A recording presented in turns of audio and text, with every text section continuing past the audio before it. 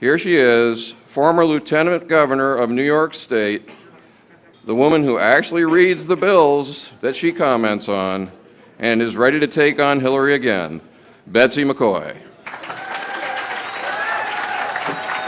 Thank you. How are you? Good.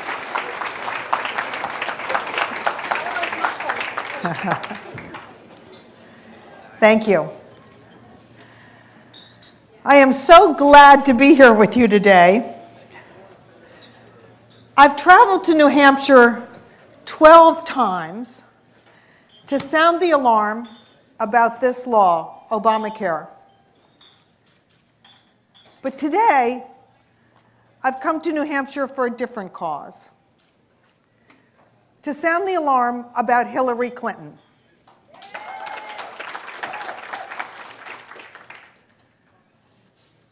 I'm not going to bring up Mrs. Clinton's age, because women don't have an expiration date. But there are 3 things you need to know about Hillary. Number 1, she is vowing to shatter glass ceilings. But she's gotten everywhere she is on her husband's coattails. She's no glass ceiling breaker. Secondly, Hillary is not a mainstream centrist Democrat like her husband Bill. She's no Billary. She is a left-wing, extreme statist who has no regards for the rights or freedom of the individual. And thirdly, she would drag our country through 4 more years of the Obama-Clinton-Kerry foreign policy, a disastrous foreign policy of appeasing our foes and abandoning allies such as Israel. And worse, she would repeat what she's already done once, which is to exploit American diplomacy and convert it into an ATM machine for her Clinton Family Foundation. We cannot afford to risk the appearance that American foreign policy is up for sale. We cannot do that.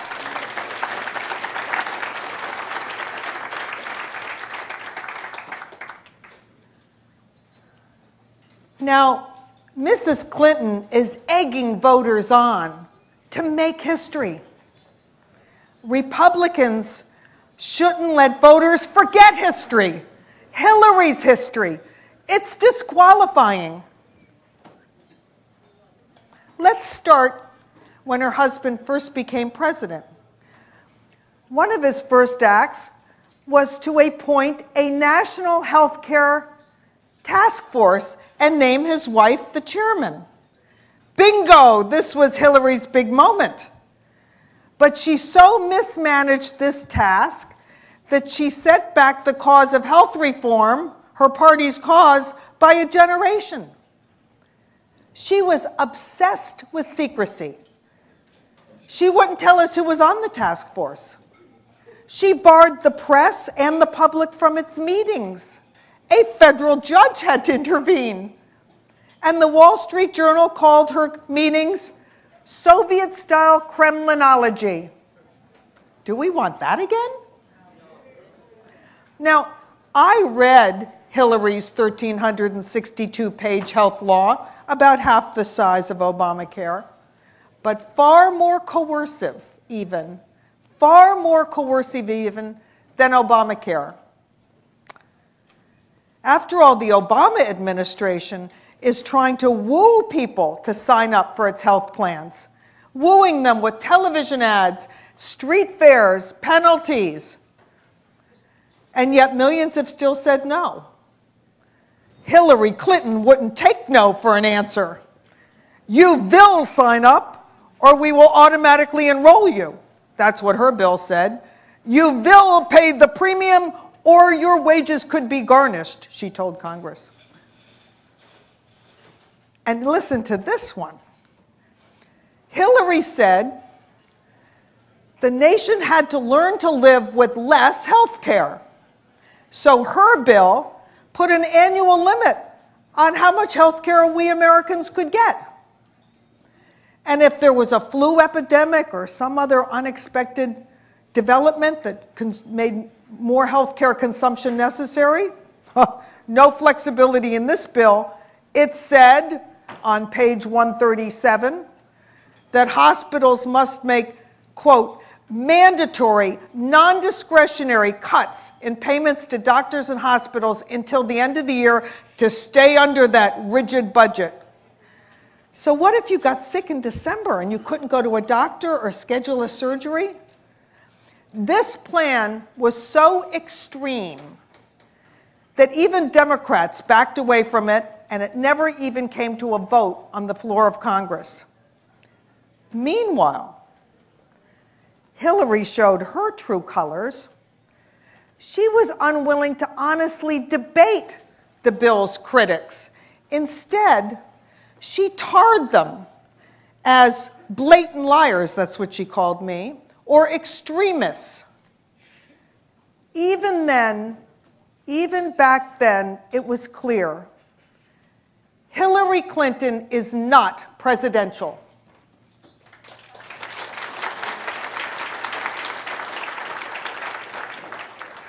Her second string of failures occurred when she was Secretary of State. Her naivete invited Russian invasion of the former satellite countries around Russia.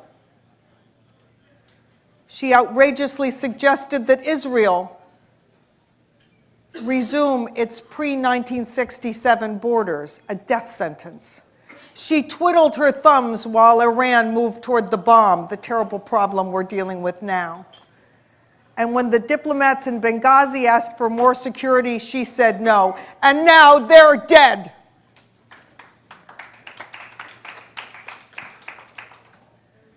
A recent Inspector General report also discloses that Hillary Clinton couldn't manage the State Department.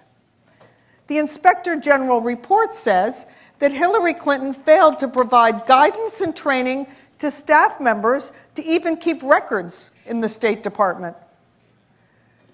Hillary Clinton couldn't run a gas station.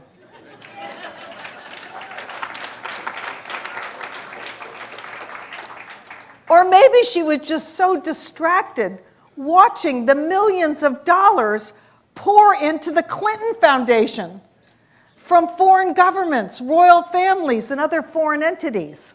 Oh yes, all while she was Secretary of State. It's just come to light that she failed to disclose those donations contrary to what she had promised the United States Senate during her confirmation hearings. Well, let's not be bamboozled twice by her phony assurances. They're not believable anymore. We can't let Hillary Clinton be president because the risk is that she will put United States foreign policy up for sale to benefit that foundation.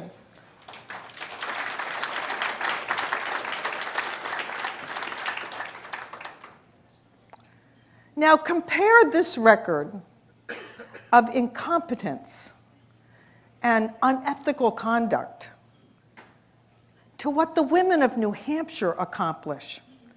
In New Hampshire, every top elected office is held by a woman. Women who have made it on their own, who have broken plenty of glass ceilings on the way, including our own star, Senator Kelly Ayotte. That's right.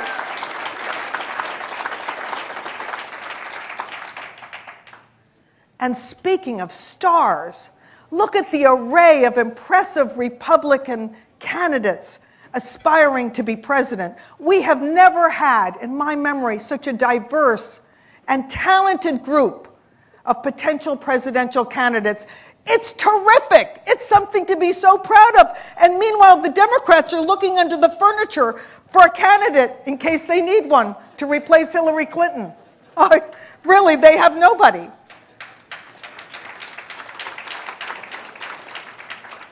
You will play a key role in determining who the next president of the United States is. And I would urge you to choose a candidate who will rein in the spending in Washington, who will fully repeal this terrible Obamacare law, who will restore American leadership in the world, and most importantly, who will defend this document, the finest document ever created by mankind, the United States Constitution.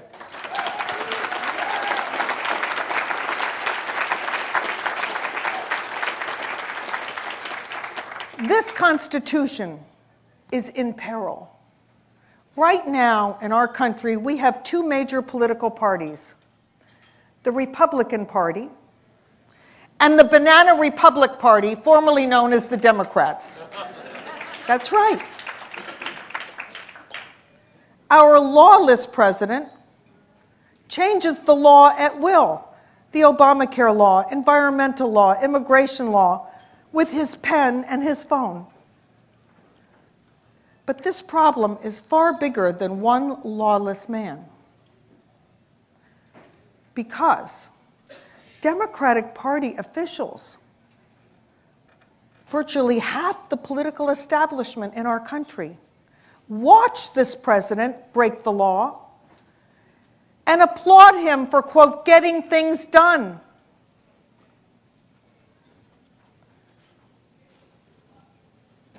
We have the longest enduring constitution in the world, the longest lasting constitution. And we Republicans are its guardians. Make no mistake about it, its future depends on us. We must preserve this, protect this for our children and our grandchildren.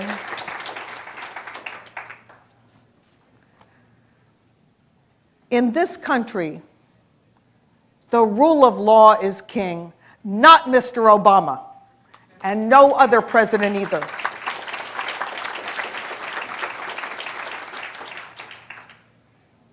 And now I'd like to pay special tribute to Ted Cruz, because he has stood up to protect this Constitution, even when he had to stand alone. But make no mistake, he wasn't standing alone, because millions of Americans who love this Constitution were glued to their television sets cheering him on. Even when the go-alongs to get-alongs in Washington wouldn't. I also urge you to choose a president who will go up against the spendaholics in Washington, D.C. Under the Obama administration, federal spending has reached as much as 23% of GDP. Add in local government and state government spending, and you're up to 40% of GDP. Think about what that actually means. 40% of everything all of us produce going to work every day. 40% of the fruits of our labor are being sucked up by government programs. Do you get 40% of your happiness from government? No, I didn't. How about you? No, I didn't think so. Only one other time in all of American history did total government spending in our nation reach 40%. And that was during World War II, when we were fighting for our survival as a nation. Nothing justifies it today. Once we rein in the spending, we can eliminate the estate tax. We can lower the corporate income tax. And we can reduce and simplify the personal income tax. And that will mean more take-home pay. That's what Americans want. More money in their wallets, not in Washington. It's so simple, right? Hillary Clinton is going to roll out many, many programs that she says will make her the champion of the middle class. We don't want more costly government programs. We want take-home pay. Thank you very much, Mrs. Clinton. During the Obama years, economic growth in this country has averaged 1.7%. It's just an abstract number, but it means that the United States is in low gear. The average over the last century, 3.8%. So we're at less than half of what we should be to create jobs and sustain our standard of living. Don't believe all those numbers the Obama administration tells you about creating jobs. Those are gross jobs. They are lying to you. We are still in a terrible economic situation. But we can turn it around by reining in the spending and lowering the taxes. Finally, I urge you to select a president who will totally repeal this law. Don't listen to the Washington insiders. Don't listen to the Washington insiders who say they just want to tweak it or change it. No matter what happens in the Supreme Court in June, and I'm glad to answer questions about that, we need to fully repeal this corrupt law. And it is corrupt. Corrupt with backdoor payments to insurance companies at the end of the year, payments funded by your tax dollars. Corrupt with payments, they just announced new ones this week, to navigator groups. Those are front groups for Democratic get-out-the-vote groups, right? Your tax dollars supporting those groups in between elections, the NAACP, SEIU, Planned Parenthood. This is a corrupt law, and we need to repeal it. Congress should have taken this 2,572-page law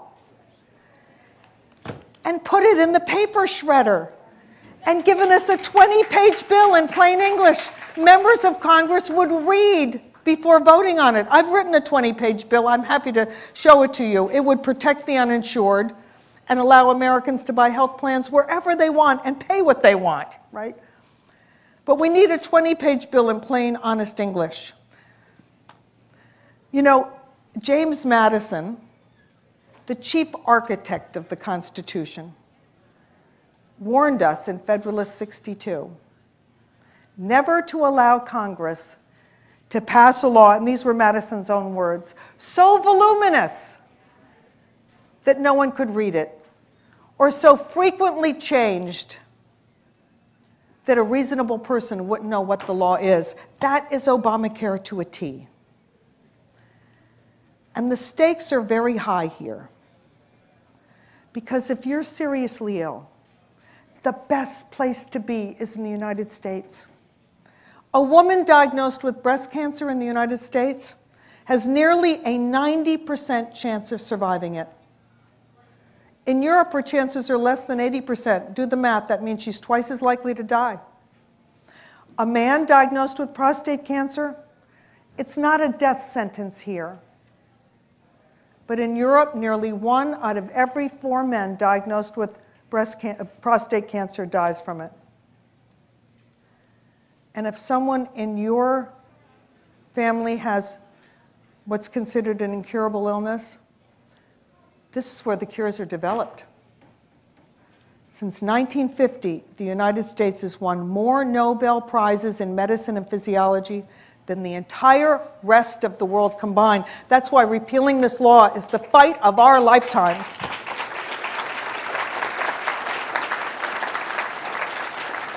So in closing, here's the agenda. Lowering spending, reducing taxes, repealing Obamacare, reining in a lawless president.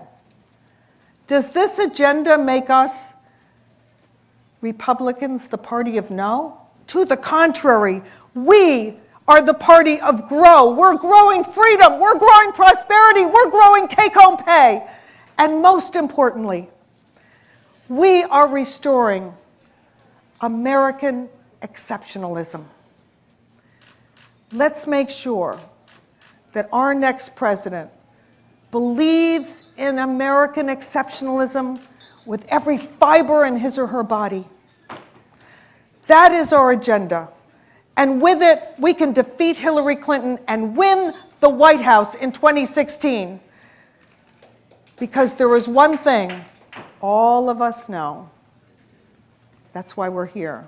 We all know that freedom isn't free.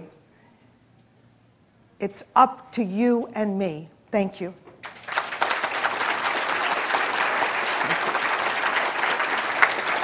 Thank you. Thank you. Thank you. We can do this.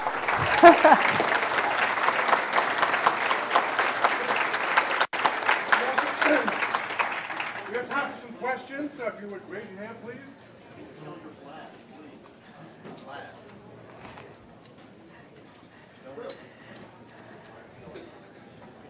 It takes just a second for it to get you. Okay.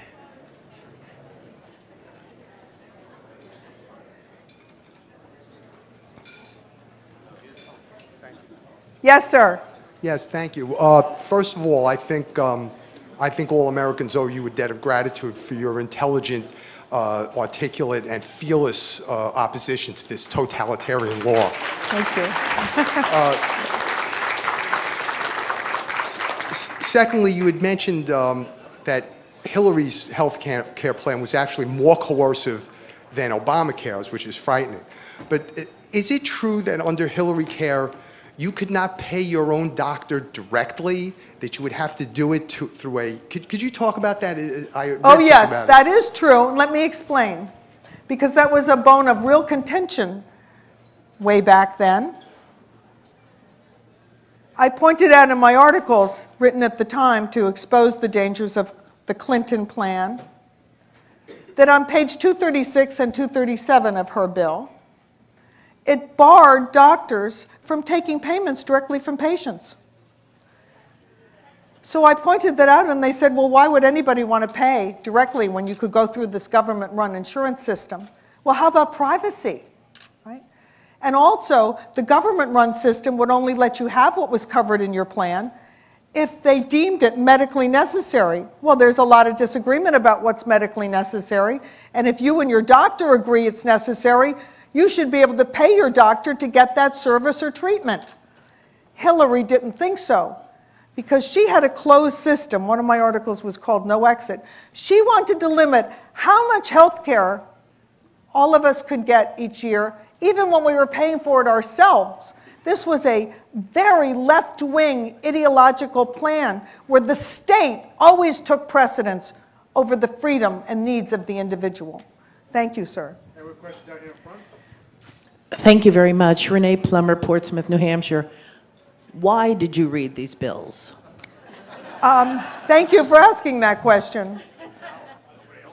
Yes, in part because no one else did. I have a PhD in constitutional history. I've been trained to analyze legislation. And it was obvious to me. I'll give you a little story.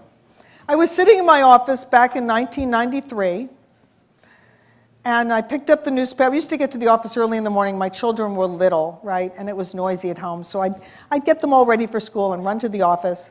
And I was reading the column in the New York Times about the Clinton plan. And I just had this nagging feeling that the person who had written that column hadn't really read it. So I called around to the Capitol and got a copy and took it home that night and started to read it. And it was so startlingly different from what was in the newspaper. I literally got up in the middle of the night and started outlining it on the dining room table. It's probably why I'm not married. Anyway. It is the duty of members of Congress to read legislation before they vote on it. Let me state the obvious. But they're never going to read bills like this. And there's a reason that they're cobbled together like this. Because inside a law like this is so much corruption. Let me give you two examples.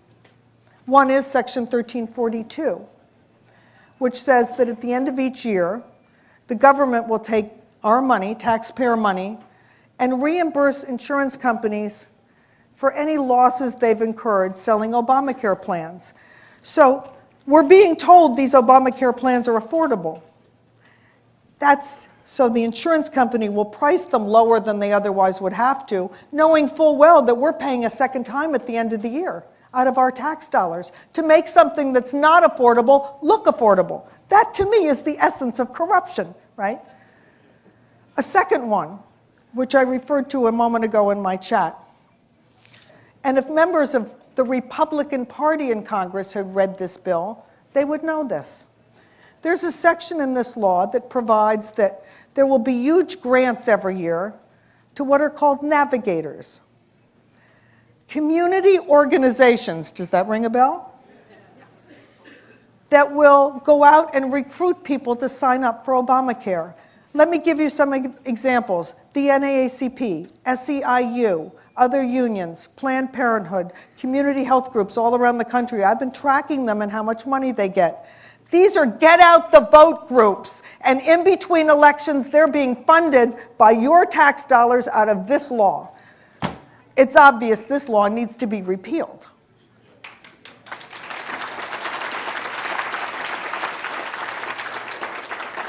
And this is our last question, so ma'am, you have the last question. Hi, Betsy. Hi. Would you be good enough to tell us what you know about the doctor fix? Oh, I'm glad you asked about that. It's unfortunate. Obviously, we want doctors to be paid enough to be willing to take Medicare. And nominally, this so-called doc fix that was passed by Congress just a few days ago does that. It guarantees how much doctors will be paid under Medicare for a few short years, 4 or 5 years. But then here's the glitch that you haven't heard about. Right now, most doctors who take Medicare, and every year it's fewer and fewer, right? They're paid each time you go to the doctor for every service they provide, just like a lawyer or a plumber or anybody else who would provide a service. But the government wants to control your doctor more than that. So this doc fix includes provisions that require doctors to fill out so much more reporting every time you come to see them. Your doctor's going to have his head buried in the computer. Won't be able to look up and talk to you at all. And then they're going to gauge what they pay your doctor based on how your doctor fills out those little boxes. Doctors who practice medicine just the way the government wants the doctor to practice medicine will get the biggest reimbursement, even if it means you get less care. This is all designed to incentivize doctors to spend less money on patients. It's an HMO, except this time it's the government doing it. To put this in perspective, 25 years ago, I spent a lot of time going to bat against the dangers of extreme managed care, capitation, where a doctor is paid a certain amount per month or per year to take care of a patient. And that's the way managed care works. So if a doctor doesn't spend much money on you, the doctor keeps the money. But what usually happens is the doctors are penalized at the end of the year. There's something called the withhold, and this is exactly what the government is doing. We outlawed it in many states 15 years ago. Now your own government is doing it. The withhold means this. A doctor is supposed to be paid a certain amount to take care of you, but the government or the managed care company withholds part of that payment until the end of the year and gives it back only to the doctors who meet stringent targets for limiting how many diagnostic tests you get, how many referrals to specialists you get. It sets up a conflict of interest between you and the person you need to trust the most, your doctor. And doctors, once they read this bill, they're going to be furious about it. It's taking all the control away from the doctor and the patient and putting it in Washington, D.C. This is a bad fix. Thank you.